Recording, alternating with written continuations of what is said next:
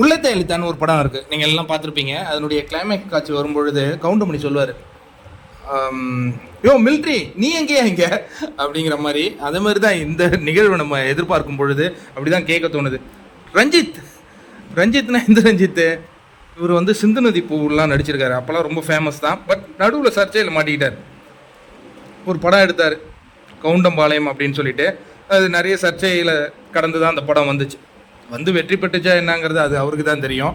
பட்டு இவர் பார்த்தீங்கன்னா பிரியாராமன் அவங்கள கல்யாணம் பண்ணாங்க, அப்புறம் டைவர்ஸாக என்னன்னு தெரில, சேர்ந்துலாம் வாழல, நிறைய சர்ச்சைகள்லாம் தாண்டி அப்புறம் அரசியல் கட்சிக்கு இப்படிலாம் போனார். திடீர்னு பார்த்தா பிக் பாஸ் வீட்டுக்குள்ளே வரேங்கிறாரு. இன்ட்ரெஸ்டிங்காக இருக்குதா, இன்ட்ரெஸ்டிங்கான ஒரு கண்டஸ்டன்ஸ். இப்போ இவர் பார்த்தீங்கன்னா இப்போ அதாவது இந்த ரிவ்யூ பண்ணுவார்ல ரவீந்திரன், அவரும் வராரு அப்படின்னு சொல்கிறாங்க, இவரும் வராரு. பஞ்சாயத்து பயங்கரமாக இருக்கும் போல இருக்க. இங்கே இந்த பக்கம் பார்த்தா நிறைய சூப்பரான கண்டஸ்டன்ஸ்லாம் இருக்கிறாங்க.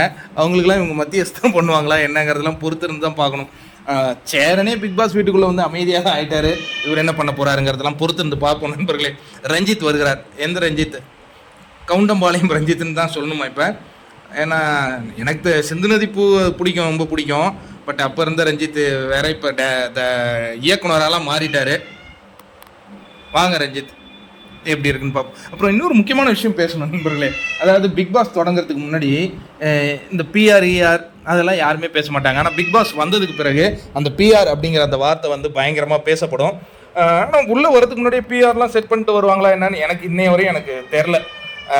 ஆனால் வந்ததுக்கு பிறகும் இப்போ நம்ம குட் ஹெல்த்லாம் நீங்கள் பார்த்தீங்கன்னா தெரியும், நம்ம யாருக்கும் ஒரு சார்பு எடுத்துலாம் நம்ம பேசவே மாட்டோம். முதல் 60-70 நாள் நீங்கள் பார்த்தீங்கன்னா தெரியும் அந்த நிகழ்வுகளை வந்து யார் முன்னேறி வராங்க, யார் முன்னேறி வரணும், யார் ஜெயிச்சா நல்லாயிருக்கும் அப்படிங்கிறதெல்லாம் நம்ம வந்து அந்த 70 நாளுக்கு பிறகு தான் கருத்துக்கள் இடுவோம். அதுக்கு முன்னாடி வந்து டிரான்ஸ்பரண்ட்டாக உண்மையாக நச்சுன்னு நம்ம விமர்சனம் கொடுத்துட்ருப்போம். பார்ப்போம். ரஞ்சித் வராரு, நல்லா பண்ணுங்கள் ரஞ்சித்.